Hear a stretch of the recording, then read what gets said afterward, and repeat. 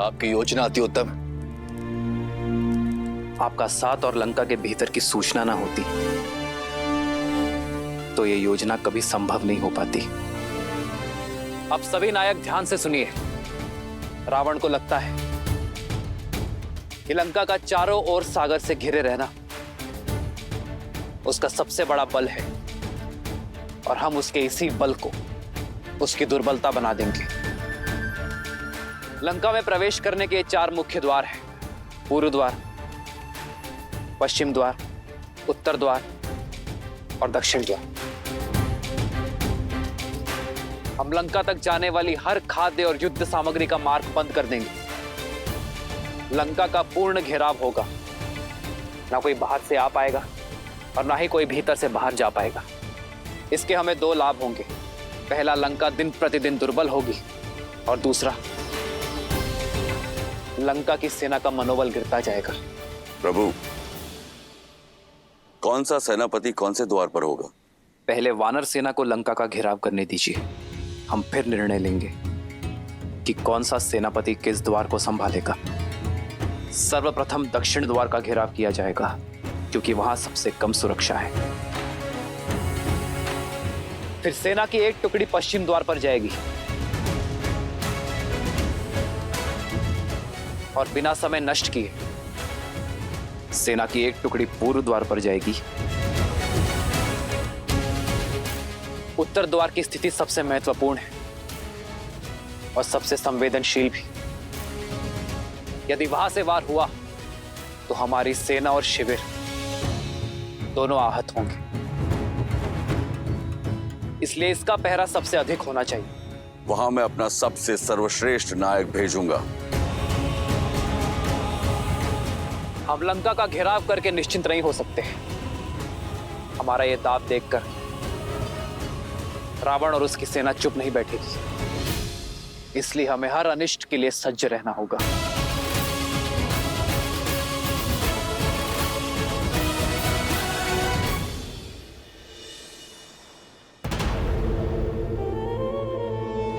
महाराज, 16 कोटि बानरों ने राज्य को चारों ओर से घेर लिया है।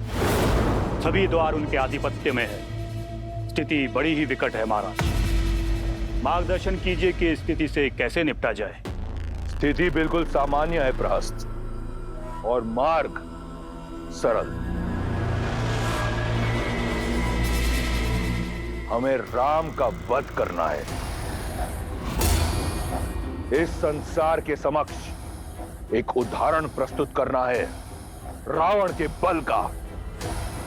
उसकी सेना का संहार कुछ इस प्रकार भयावह होना चाहिए कि यह संपूर्ण संसार राक्षस नाम से थर थर कांपे। आने वाले सहस्त्रों वर्ष तक लंका पर आक्रमण करने का साहस किसी में ना हो। सिद्ध करना है हमें कि महादेव के इस भक्त लंकेश दशानन रावण के समक्ष कोई टिक नहीं सकता। फिर चाहे वो नर हो या स्वयं नारायण।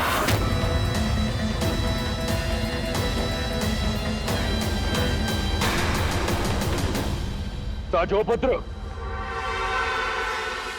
लंका के शत्रुओं का रक्त चखने के लिए मेरी तलवार कब से लालायित है पिताश्री। तो फिर लंका के युवराज और मेरे सर्वोच्च सेनापति होने का दायित्व निभाओ। युद्ध नीति बनाओ और आगे बढ़ो। तुम्हारे हर निर्णय में मैं तुम्हारे साथ हूं। राम और उसकी वानर सेना को यह अनुमान भी नहीं होगा कि कैसी काज गिरने वाली है उन पर।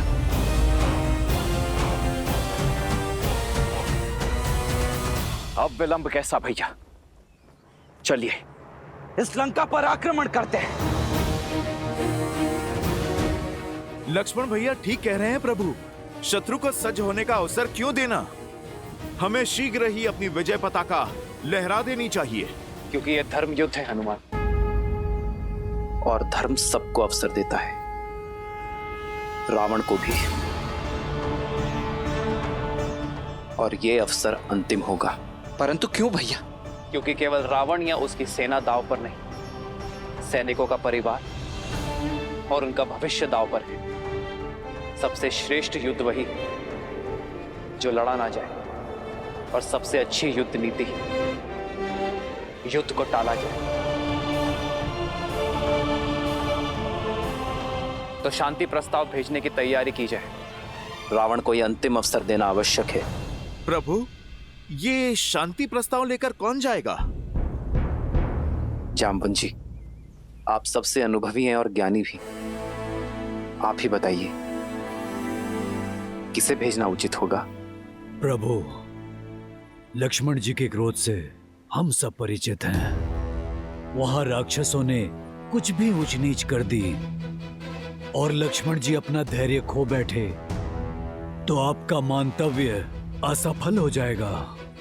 और हनुमान तो पहले ही लंका के भक्षक और लंकेश के शत्रु बन चुके हैं। उन्हें भेजना अवसर नहीं, चुनौती का संदेश देना होगा। और वानर राज सुग्रीव ने कल जो किया, उसके पश्चात रावण और उनके बीच वार्ता का कोई स्थान शेष नहीं बचा है। नल और नील सेतु बनाने में चतुरता रखते हैं, किंतु वाद कला में उतने प्रवीण नहीं। हमें कोई ऐसा चाहिए जो न्याय प्रिय हो और शांति प्रिय भी, जो शक्तिमान हो और बुद्धिमान भी, जिसके पास वाक चातुर्य हो और बाहुबल भी, जो व्यवहार में संतुलित हो, जो एक राजा से बात करने के योग्य पद पर, भावी राजा।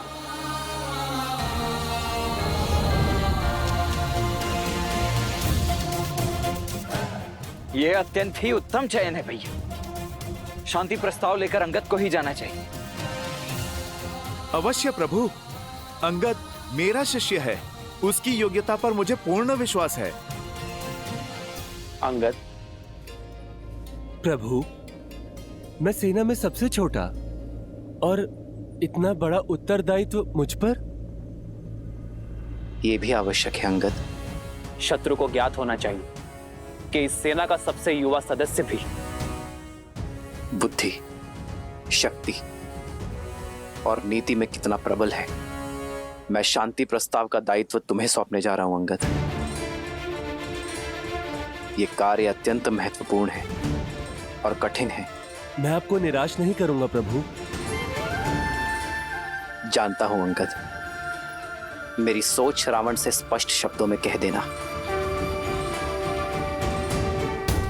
कह देना यह अंतिम विकल्प और अंतिम प्रस्ताव है। यदि अब भी वो अपनी हट पर अड़ा रहा, सीता को मुझे ना लौटाया, तो युद्ध अंतिम विकल्प होगा और रावण की अधर्म की लंका का सर्वनाश होगा।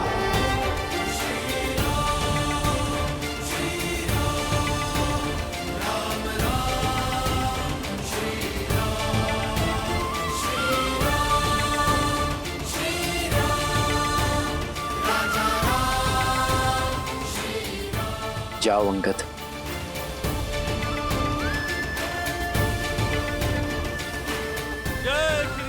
जय श्री राम। अंगद, अपने गुरु का मान रखना। कोई संदेश है हनुमान काका? बहुत धैर्य से काम लेना अंगद। आवेश में लिया हुआ निर्णय अनुचित सिद्ध होता है, किंतु हां, यदि कोई प्रभु श्री राम के विषय में अपशब्द कहे और उनका अपमान करे तो स्मरण रखना, तुम शिष्य किसके हो।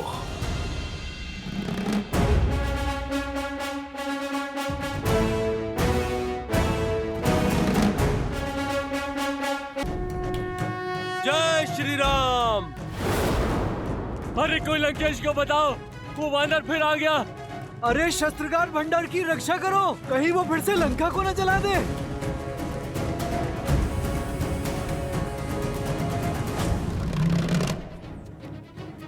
योद्धा नहीं, दूत आया है। श्री राम का संदेश लाया हूं।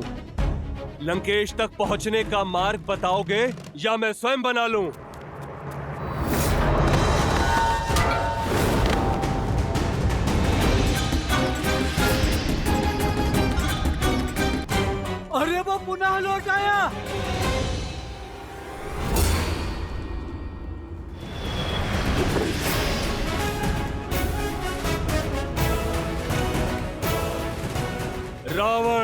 सीधे जाकर दाई मुड़ते ही समग्र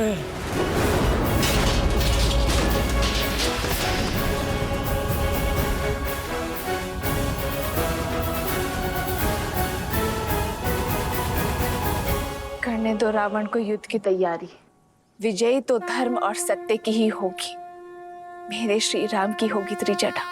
सुना है श्री राम ने शांति प्रस्ताव के लिए किसी वानर दूत को भेजा है। क्यों? युद्ध से पहले किसी दूत को क्यों? यही तो अंतर है त्रिजटा, मेरे श्री राम और रावण में। श्री राम अपने शत्रु को भी एक अंतिम अवसर देते हैं त्रिजटा।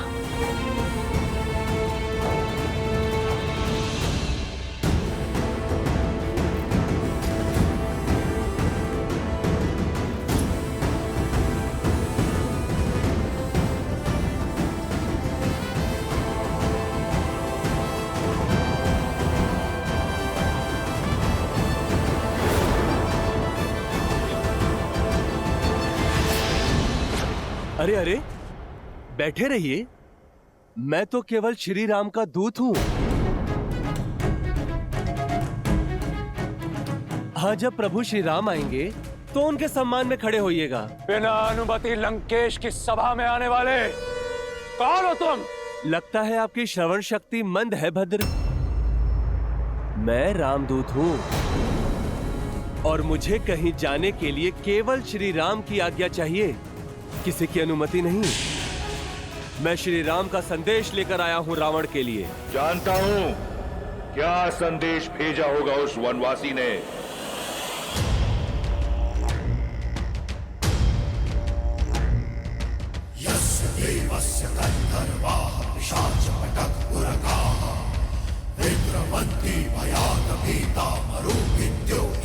एक बार फिर संधि का निमंत्रण भेजा है। एक कायर से यही आशा थी।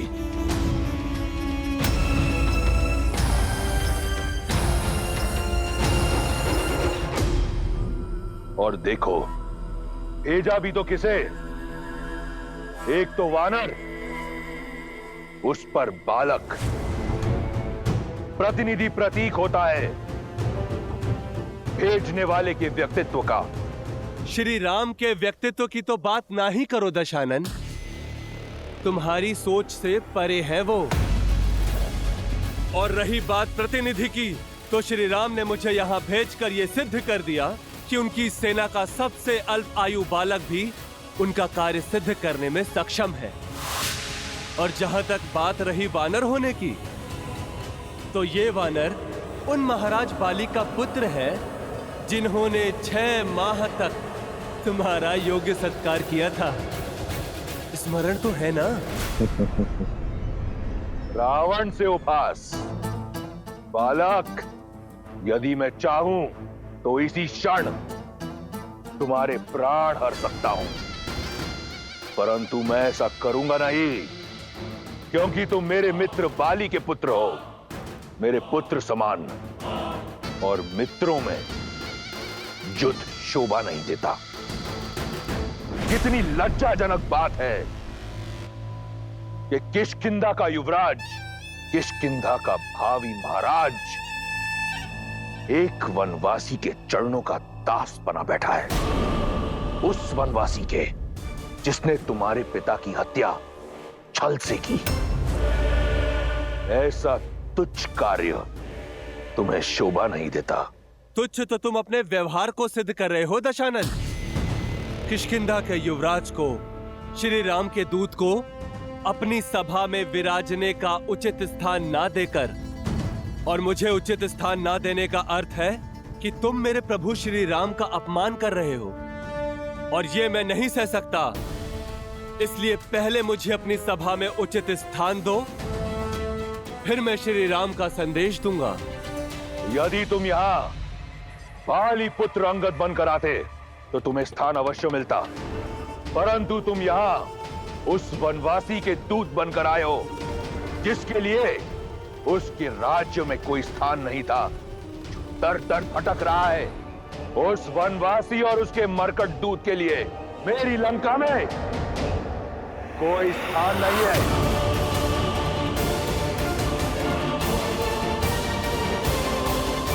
उस वनवासी और उसके मरकट दूत के लिए मेरी लंका में कोई स्थान नहीं है।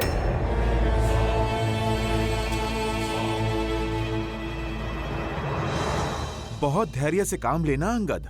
आवेश में लिया हुआ निर्णय अनुचित सिद्ध होता है।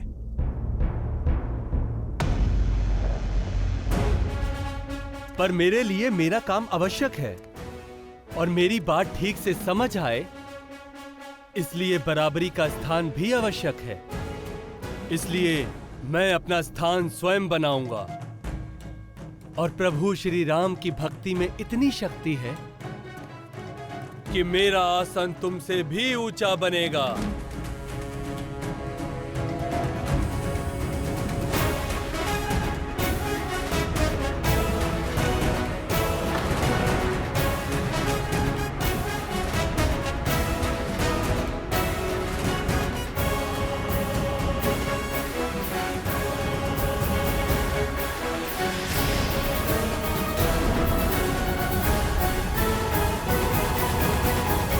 जय श्री राम।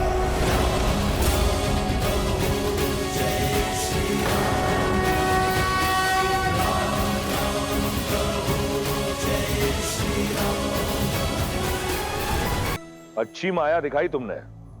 लंका के चौराहे पर कई बार ऐसे करतब देखे हैं मैंने। क्या लगा तुम्हारे राम को मुट्ठी भर वानरों सहित सागर पर सेतु बांध लेगा तो इस संसार में उसकी जय जयकार होगी?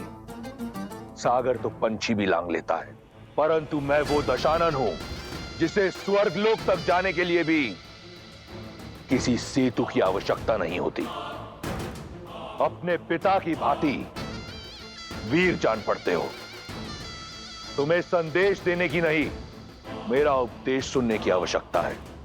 जिस वनवासी ने तुम्हारे पिता को छल से मारा, जाओ मार दो उस वनवासी को और बन जाओ किष्किंधा नरेश। मैं वचन देता हूं, किष्किंधा को सर्वदा अपनी छत्र छाया में रखूंगा। जाओ वीरों की भांति अपने पिता की हत्या का प्रतिशोध लो। जब नियति चाहती है कि तुम किष्किंधा नरेश बनो, तो क्यों एक वनवासी के चरणों में दास बनकर पड़े हो? क्यों अपने जीवन का सर्वनाश कर रहे हो? क्यों? जिन पिता की तुम बात कर रहे हो ना, उन्होंने भी अपने अंतिम समय में श्री राम की शरण ली थी और उन्हीं का अंतिम उपदेश था कि मैं हमेशा श्री राम की सेवा में रहूं। उन्हें अपने भूल का आभास होने में विलंब हुआ, पर तुम मेरे पिता के मित्र हो इसीलिए समझाता हूं, तुम विलंब ना करो, अन्यथा पछताने के लिए उतना समय भी नहीं मिलेगा जितना मेरे पिता को मिला। मौन रहो वानर।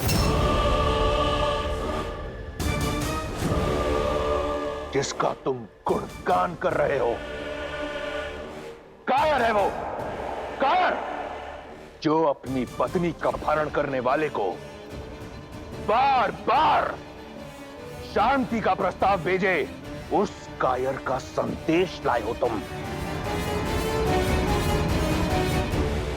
जिस दया को कायरता का नाम दे रहे हो ना, वो श्री राम की सबसे बड़ी शक्ति है। केवल एक क्षण में तुम्हारे पूरे राक्षस कुल का शीश धड़ से विच्छेद करने का बल है उनके पास। इसीलिए संधि प्रस्ताव भेजने का साहस दिखाया।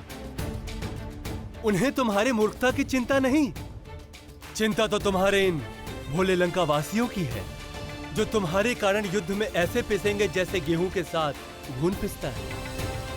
प्रभु श्री राम की सोच तुम्हारे सामने रखता हूं, ध्यान पूर्वक उनका संदेश सुनो। रावण से कह देना अंगद कि सबसे श्रेष्ठ युद्ध वही जो लड़ा ना जाए। युद्ध के यज्ञ में केवल प्रजा का सुख और भविष्य जलता है। युद्ध कोई भी जीते, हारती केवल प्रजा है। जो युद्ध जीतता है वो राज्य पाता है। और जो हारता है वो वीरगति, किंतु दुर्गति उन बालकों की होती है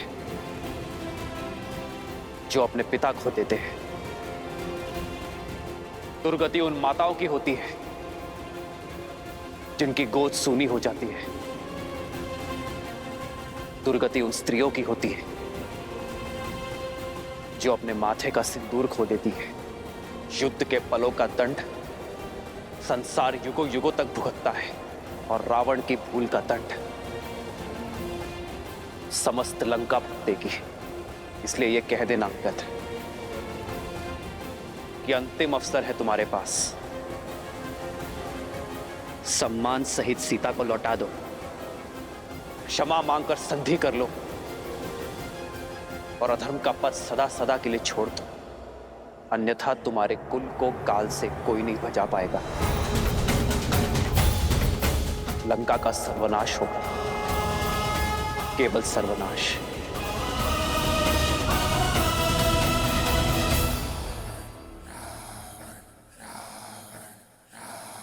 तुमने मेरी आंखें खोल दी अंगद। क्या यह सत्य है? यदि मैंने सीता को लौटा दिया तो राम मुझे क्षमा कर मेरा मित्र बन जाएगा?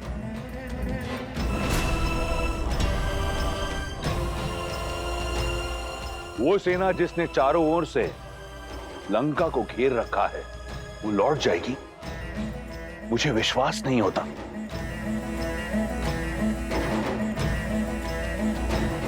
जिनका नाम संपूर्ण संसार जपता है, जिनकी आराधना में तीनों लोक लीन है, उनकी बात पर संदेह करना मूर्खता है।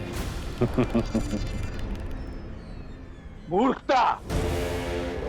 मूर्खता क्या है मैं बताता हूं। मूर्खता ये सोचना है कि रावण उस राम से क्षमा मांगेगा जिसने मेरी बहन की नाक काटी। मूर्खता यह सोचना है कि रावण उस हनुमान से मित्रता करेगा जिसने मेरे अक्षय कुमार का संहार किया। मूर्खता यह सोचना है कि एक निष्कासित बालक कुछ वानरों की सहायता से उस रावण का संहार करेगा जिसने सहस्त्रों वर्षों में सहस्त्रों वीरों का संहार किया हो।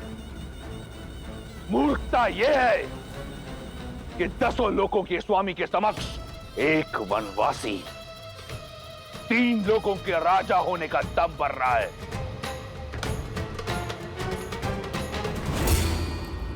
अब ध्यान से सुनना, कह देना उस ढोंगी पाखंडी वनवासी से कि मैं उसे ऐसी मृत्यु दूंगा कि स्वयं काल भी भयभीत हो जाएगा।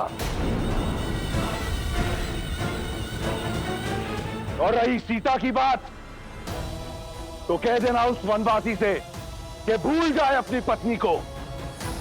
जिस प्रकार अपने राज्य से निकाला गया, उसी प्रकार सीता के जीवन से निकल जाए, क्योंकि अब सीता के साथ राम का नहीं रावण का नाम लिया जाएगा। रावण का। सावधान रावण, अब एक और शब्द नहीं।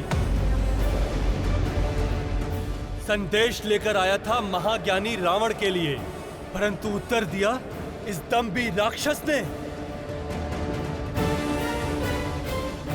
दूत हूं इसलिए तुम्हारा मान रखा, परंतु इसका अर्थ यह नहीं है कि मैं अपने प्रभु श्री राम का अपमान सह लूंगा।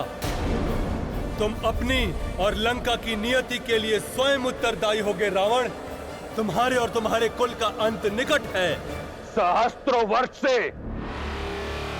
ये धमकी सुनते आ रहा हूं मैं। राक्षस पुकारा ना तुमने मुझे, अब बताऊंगा तुम्हें कि राक्षस वानर के साथ करते क्या है। राक्षसों, काट दो इस उद्दंडी वानर का शीश और प्रस्तुत करो मेरे चरणों में।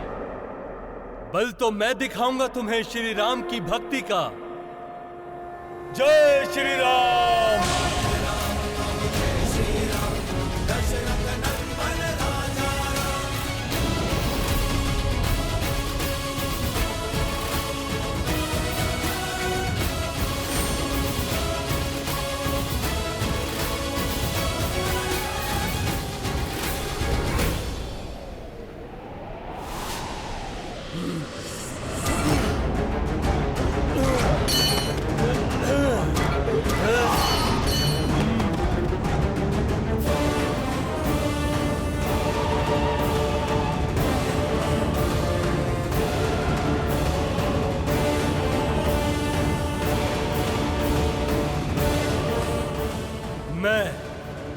बाली पुत्र अंगद, किष्किंधा का युवराज, प्रभु श्री राम का दूत, यहां खड़े हर एक वीर को ललकारता हूं, यदि तुम में से कोई भी मेरे पांव को लेश मात्र भी हिला पाया तो सौगंध है मुझे प्रभु श्री राम की, पूरी वानर सेना बिना लड़े लौट जाएगी।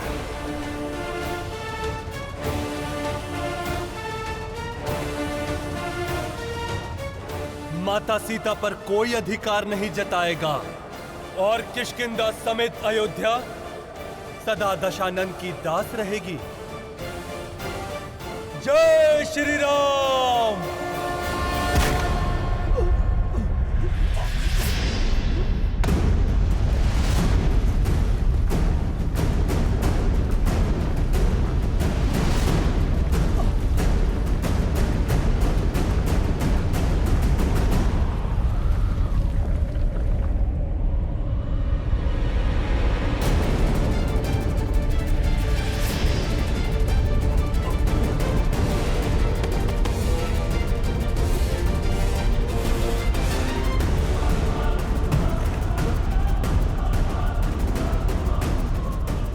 ये कैसा भूचाल है?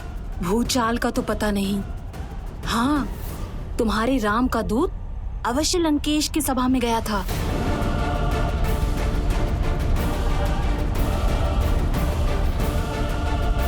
प्रभु, ये कंपन कैसी? लगता है रावण ने अंगद के सामने मर्यादा लांघने की भूल कर दी। अंगद कुशल तो होगा ना? महाराज सुग्रीव, वीर बाली का पुत्र है वो और मेरा शिष्य है, और प्रभु श्री राम का शेष कवच है उस पर। विश्वास रखिए महाराज, अंगद जिनके कार्य के लिए निकले हैं उसकी रक्षा भी वही श्री राम ही करेंगे।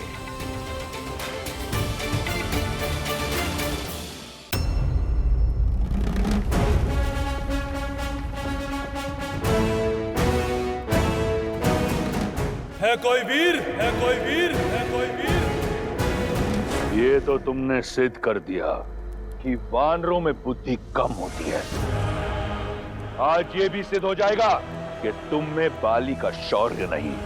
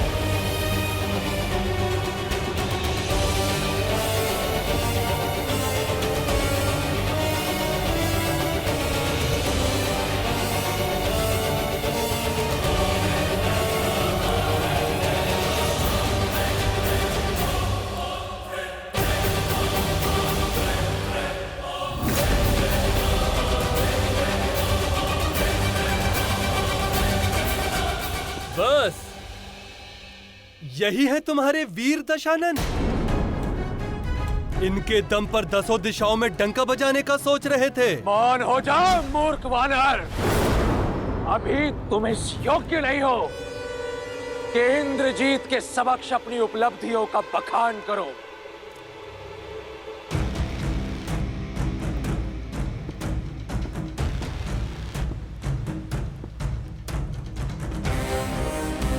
बहुत उद्दंडता कर ली तुमने। अब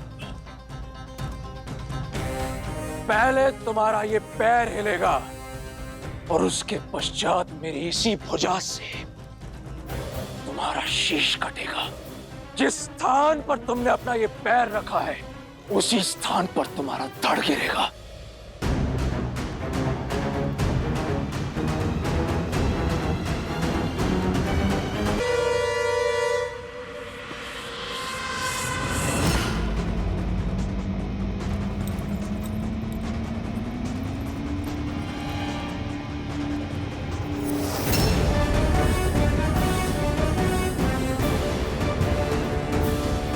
इंद्रजीत आदिक बलवाना, हर्षि उठे जह तह भटनाना। झपटहि करि बल विपुलो पाई, पद न टरई बैठहि सिरुनाई। सुनहु सुभट सब कहतस सीसा, पद कहि धरनि पछारहु कीसा। भूमि न ठाड़त कपि चरत, देखत रिपुपद भाग। कोटि विघ्न ते संत कर, मंजिली नीति नाता।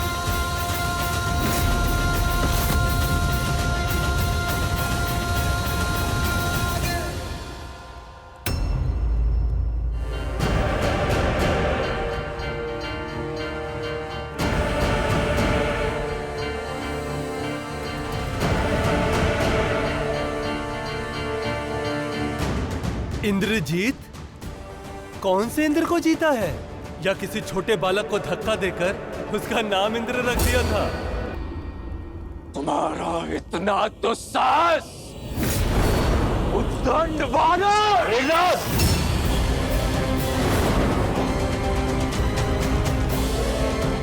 इसका वध होगा, तुम्हारे हाथों से होगा, परंतु इसकी चुनौती का उत्तर देने के बाद।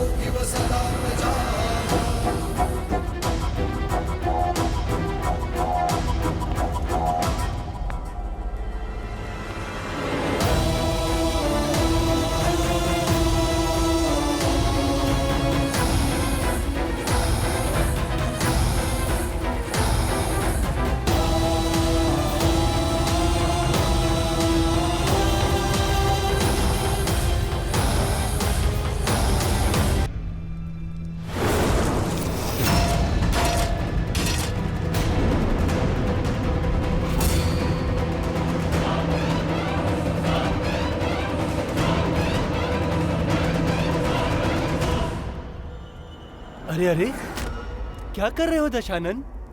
दूध के पांव नहीं पकड़ते। अब पैरों में गिरना ही है तो जाके श्री राम के पैरों में गिरो। कदाचित अधिक और गिरने से बच जाओगे। तुम्हारे पूरे कुल का उद्धार हो जाएगा। सुना है सर्वज्ञानी हो तो तनिक सोचो। जिनके एक दूत ने तुम्हारी पूरी लंका जला डाली और जिनके दूसरे बालक दूत ने तुम्हारे सभी वीरों को अपने पैरों में झुका दिया, तो सोचो जब स्वयं प्रभु श्री राम यहां आएंगे तो क्या होगा? तुमसे अधिक तो तुम्हारा मुकुट बुद्धिमान है। श्री राम की महानता के आगे झुक गया।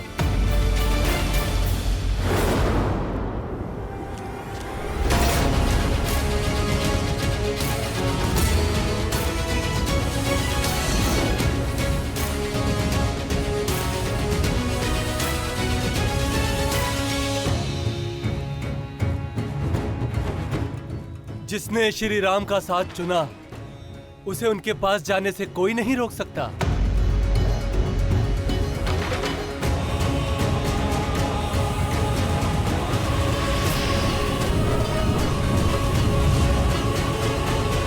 प्रभु श्री राम, वो क्या आ रहा है?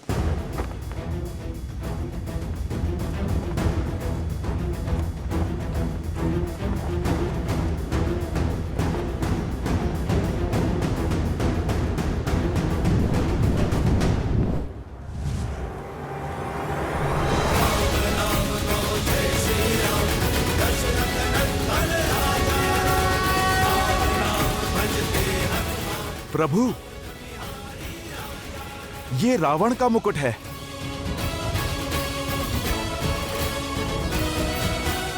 रावण का मुकुट?